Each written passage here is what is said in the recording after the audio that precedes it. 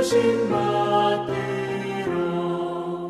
내 형제 섬기며 구주의 뜻을 따라서 내 정성 다하리.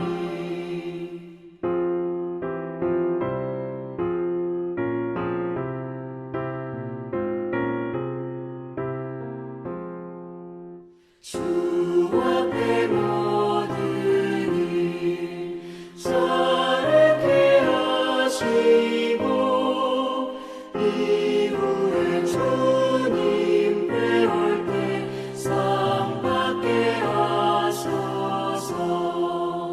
나 항상 깨어서 늘 기도드리며 내 믿음 변치 않도록 날 도와주소서.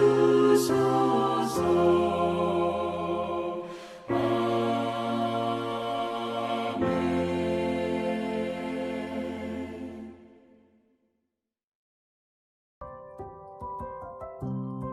4월 10일 오늘의 말씀은 신명기 25장 1절에서 19절입니다.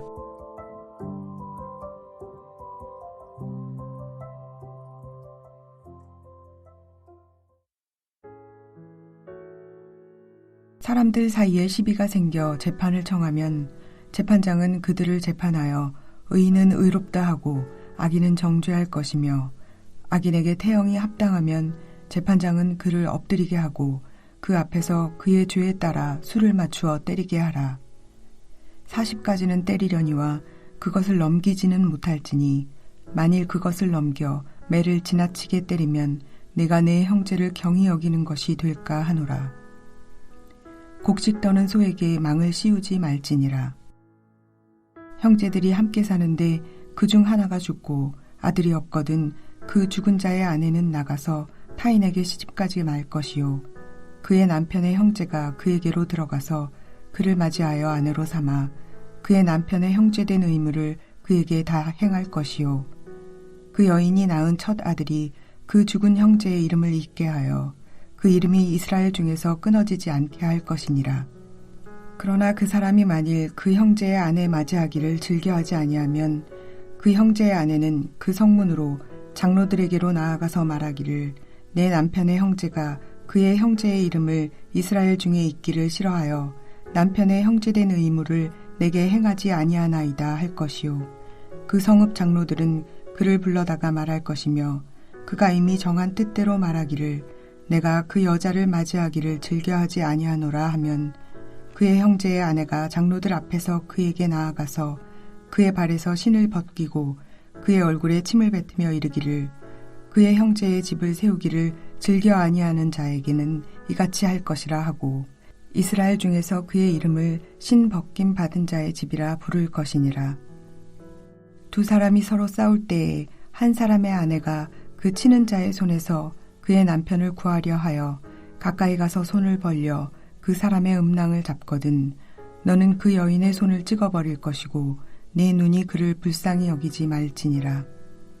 너는 내 주머니에 두 종류의 저울추 곧 큰 것과 작은 것을 넣지 말 것이며 내 집에 두 종류의 돼 곧 큰 것과 작은 것을 두지 말 것이요, 오직 온전하고 공정한 저울추를 두며 온전하고 공정한 되를 둘 것이라. 그리하면 내 하나님 여호와께서 내게 주시는 땅에서 내 날이 길리라. 이런 일들을 행하는 모든 자, 악을 행하는 모든 자는 내 하나님 여호와께 가증하니라. 너희는 애굽에서 나오는 길에 아말렉이 내게 행한 일을 기억하라. 곧 그들이 너를 길에서 만나 내가 피곤할 때에 내 뒤에 떨어진 약한 자들을 쫓고 하나님을 두려워하지 아니하였느니라. 그러므로 내 하나님 여호와께서 내게 기업으로 주어 차지하게 하시는 땅에서 내 하나님 여호와께서 사방에 있는 모든 적군으로부터 내게 안식을 주실 때에 너는 천하에서 아말렉에 대한 기억을 주어버리라. 너는 잊지 말지니라. 수요일 아침 주님 말씀 앞에 나오신 여러분들을 주님의 이름으로 환영하고 축복합니다. 여러분, 한평생 이 나라, 우리나라가 하나님의 공의와 하나님의 사랑이 실현되는 그런 나라가 되기를 기도하며, 또 내가 처한 곳에서 하나님의 사랑과 공의를 먼저 실천하는 그런 아름다운 삶을 살아가신 여러분 되시길 주의 이름으로 축복합니다. 여러분, 오늘은 무슨 날인지 아시지요? 공휴일이다 그러시면 안 됩니다. 오늘은 제22대 국회의원을 뽑는 총선거가 있는 날입니다. 앞으로 4년 동안 이 나라를 이끌어갈, 입법을 감당할 그런 지도자 300명이 이제 오늘 선출이 되게 되는 그런 중요한 날입니다.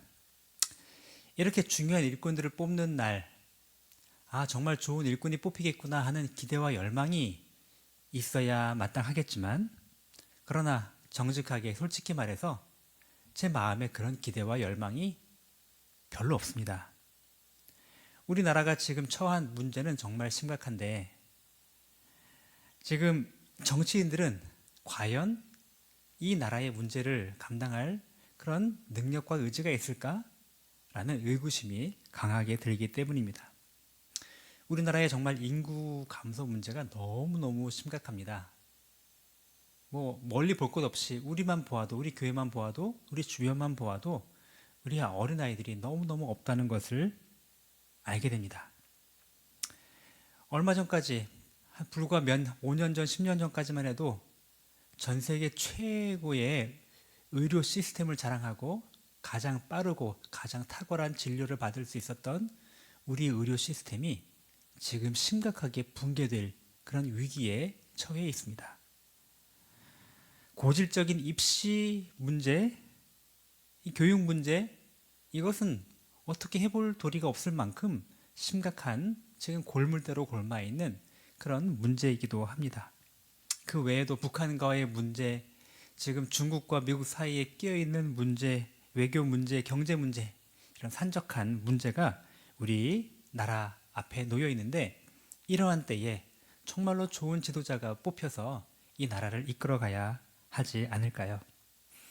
그런데 안타깝게도 우리 정치인들이 하는 걸 보면 서로 여가 야가 적대적인 공생관계를 통해서 끊임없이 상대편을 흠집내고 공격하고 끌어내림으로써 나를 그렇게 드러내려고 하는 그런 공격과 갈등과 반목 속에 놓여 있다는 생각, 그런 답답한 현실 속에 누구를 찍을지도 모르겠다라는 생각이 들기도 합니다. 그러나 여러분, 이렇게 정치인들을 손가락질하고 또 정치에 대하여 냉소적이 되는 것만이 지금 우리가 할 일은 아닐 것입니다. 이것이 능사가 아니죠. 그들을 탓하기만 할 것이 아니라 우리가 할 수 있는 일을, 특별히 하나님의 자녀로서, 하나님 나라의 시민으로서 우리가 마땅히 감당해야 할 일이 있습니다. 우선 먼저 이 나라를 위하여 기도해야 할 것입니다. 그리고 이 나라를 위하여 우리가 힘을 다하여 우리가 할 수 있는, 우리가 처한 자리에서 우리가 할 수 있는 일들을 해나가야 할 것입니다. 우리나라가 어떤 나라가 되기를 기도해야 되고, 또 우리는 어떤 역할을 감당해야 될까요? 오늘 우리가 읽은 본문을 통하여 저는 그 메시지를 함께 여러분과 나누기 원합니다. 한마디로 저는 이렇게 말씀드리고 싶습니다. 하나님께서는 하나님의 백성된 우리가 앞장서서 이 나라가 하나님의 정의가 실현되는 나라가 되기를, 하나님의 사랑과 자비가 실현되는 나라가 되기를 기도하며 내가 처한 곳에서 하나님의 공의와 하나님의 자비를 실현하는 그런 삶을 살기를 원하신다. 오늘 그 하나님의 음성을 듣고 우리 순종하는 하나님의 백성 되기 원합니다.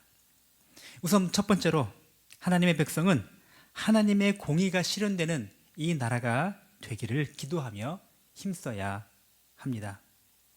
오늘 1절 2절에 하나님은 약속의 땅에 들어가 새롭게 세워질 이스라엘 나라, 이 국가 공동체가 공정한 재판이 이루어지는 이런 나라가 되어야 함을, 그런 정의로운 나라가 되어야 함을 말씀하십니다.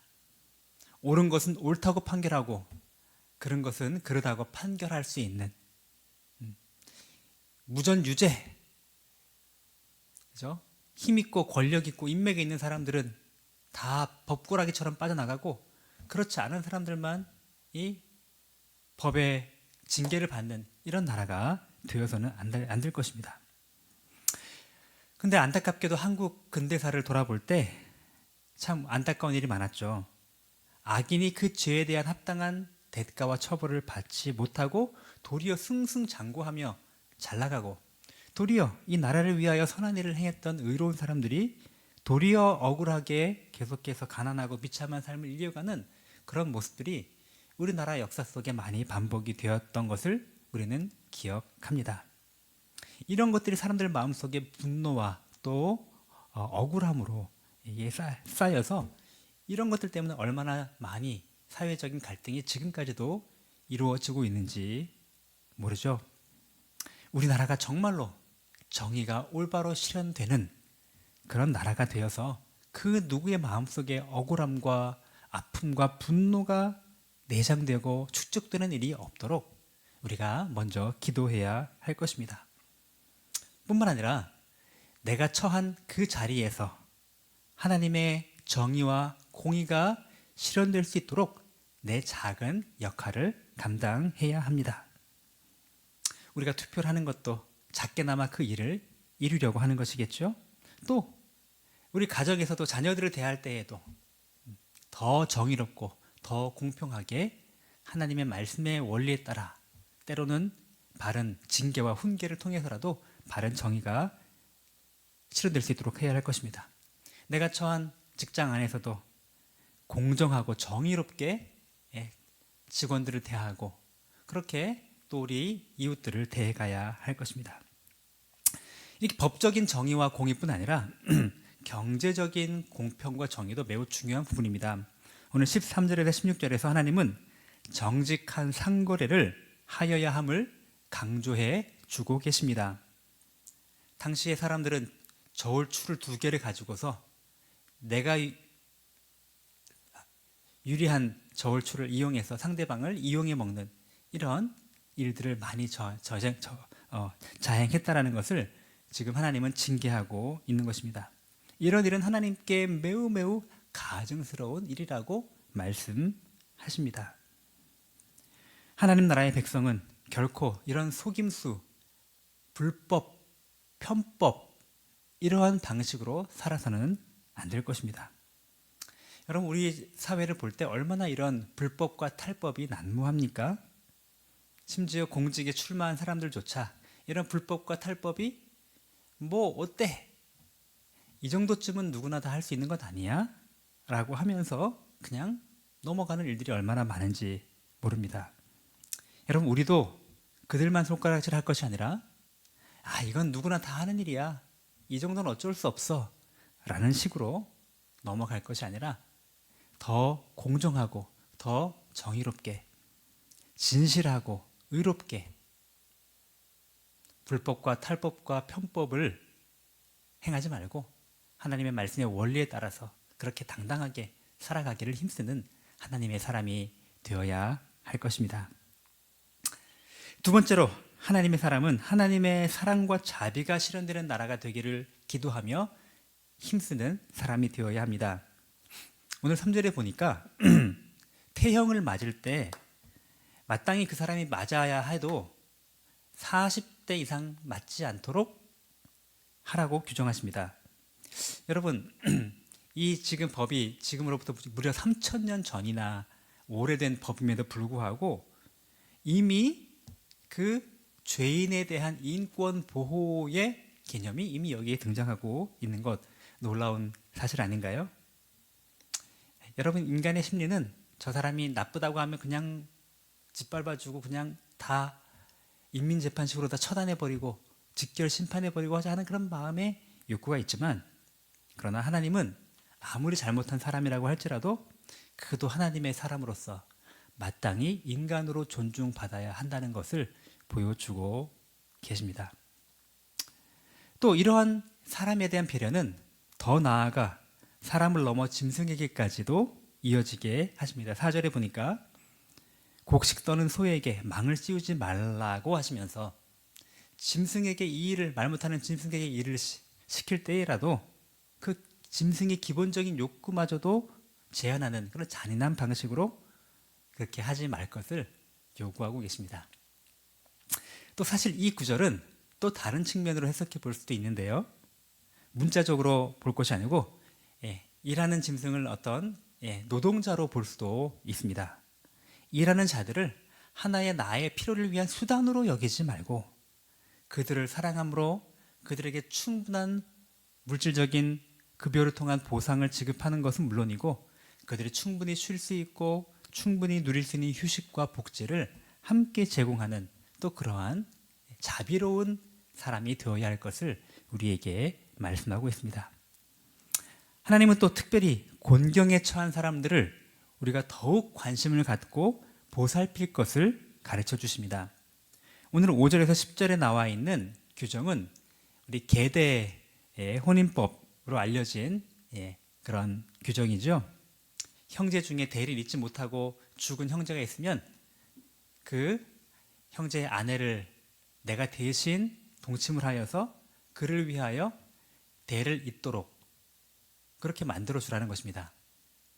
우리 관점에서는 너무너무 이상한 것처럼 들릴 수 있지만 그러나 당시의 관점으로 보자면 이 한 가정이 대를 이어감 없이 끊어지지 않도록 그리고 그 여인이 자식도 없이 남편도 없이 그렇게 사회적으로 가장 비천한 그런 위치에 처하지 않도록 보호하고 배려하는 하나님의 사랑의 배려가 이곳에 담겨 있는 것이죠. 네. 하나님은 우리가 고아와 과부와 나그네를 보살피고 그들에게 특별한 관심과 사랑을 베풀기를 원하시는데 그것이 가까운 가족에게도 결코 예외가 되어서는 안 될 것입니다. 여러분, 우리 주변에 더 특별한 관심과 배려가 필요한 사람들은 누구입니까? 우리 그들을 위하여 더 특별히 기도하고 더 특별히 사랑을 베푸는 하나님의 자비로운 그런 백성이 되어 주시기를 부탁합니다. 그들을 위해 더 기도하며 내가 도울 수 있는 방법을 찾아서 돕고 섬겨 나가는 그리하여 사랑과 자비가 흘러넘치는 그런 공동체에 함께 세워가야 할 것입니다. 하나님의 공의와 사랑이 있는 그런 공동체로 이 나라가 세워지기를 또 하나님을 믿지 않는 사람들이 우리가 그렇게 사랑과 공의를 베푸는 모습을 통하여 우리를 통하여 정말로 어떠한 모습이 하나님 나라의 모습이겠구나 라고 바라볼 수 있고 흠모할 수 있는 그런 존귀하고 아름다운 삶을 살아가시는 여러분 되시기를 주님의 이름으로 축복합니다. 기도하겠습니다. 하나님 아버지 감사합니다. 오늘 하나님 앞 귀한 말씀을 통하여 하나님 나라 백성으로서 우리가 어떠한 삶을 살아야 할지를 가르쳐 주시니 진심으로 감사합니다. 하나님의 공의가 실현되는 하나님 아버지 그러한 삶을 위하여 내가 헌신하게 하여 주옵소서. 하나님의 사랑과 자비가 드러나는 사회가 될 수 있도록 하나님 내가 먼저 사랑과 자비를 베풀 줄 아는 그런 넓은 마음으로 살아가도록 은혜 허락하여 주시옵소서. 주변에 믿지 않는 많은 사람들이 우리 그리스도인의 사랑과 자비와 이 공의의 모습을 보면서 하나님의 나라를 흠모하며 하나님 아버지 주 앞에 돌아올 수 있는 그런 놀라운 역사가 일어나도록 주여 함께하여 주시옵소서. 특별히 오늘은 총선이 있는 날입니다. 하나님 이 나라를 주께서 긍휼히 여겨 주시기를 원합니다. 이 나라 하나님의 공의와 하나님의 정의가 실현되는 나라가 되게 하여 주시옵소서. 하나님 우리 정치 지도자들이 하나님을 두려워하며 좀 더 정의롭고 바른 길로 걸어가기를 힘쓰는 나라 되도록 인도하여 주시옵소서. 하나님 아버지 이 나라에 어렵고 소외된 사람들 많이 있는데 하나님 더 특별히 그들을 위하여 사랑과 자비를 베풀어 줄 아는 그런 넓은 마음으로 살아가도록 인도하시기 원하고 이 나라가 그러한 나라가 될 수 있도록 인도하여 주시옵소서. 우리 교회 공동체를 위하여 기도합니다. 하나님 아버지 이제 이번 주 말고 그 다음 주에 우리 또 리더십 전환을 위한 공동의회가 열리게 됩니다. 하나님 이 모든 과정에 하나님 아버지 아무런 시험이 없게 하시고 온 교회 공동체가 한 마음이 되어 우리 하나님의 일하시는 것들을 함께 경험하는 그런 놀라운 은혜의 시간, 그런 그런 축제와 같은 시간 될 수 있도록 주님 함께하여 주시옵소서. 우리 성도들 주께서 기억하여 주시기 원합니다. 육신적인 질병 가운데 있는 성도들 주님 찾아와 주시고 강건케 하여 주기를 원하며, 하나님 아버지 또 가정적인 어려움과 또 하나님 아버지 경제적인 어려움 가운데 있는 가정들 주께서 기억하여 주시기 원하고, 하나님께서 피할 길을 내주시고 필요를 공급하여 주기를 원하며, 하나님 아버지 태의 열매를 간구하는 가정들에게 하나님 정말로 태의 열매가 맺혀지도록 특별한 은혜를 허락하여 주시옵소서. 감사드리며 예수님의 이름으로 기도합니다. 아멘. 하늘에 계신 우리 아버지여, 이름이 거룩히 여김을 받으시오며 나라가 임하시오며 뜻이 하늘에서 이루어진 것 같이 땅에서도 이루어지이다. 오늘 우리에게 일용할 양식을 주시옵고 우리가 우리에게 죄 지은 자를 사하여 준 것 같이 우리 죄를 사하여 주시옵고 우리를 시험에 들게 하지 마시옵고 다만 악에서 구하시옵소서. 나라와 권세와 영광이 아버지께 영원히 있사옵나이다. 아멘.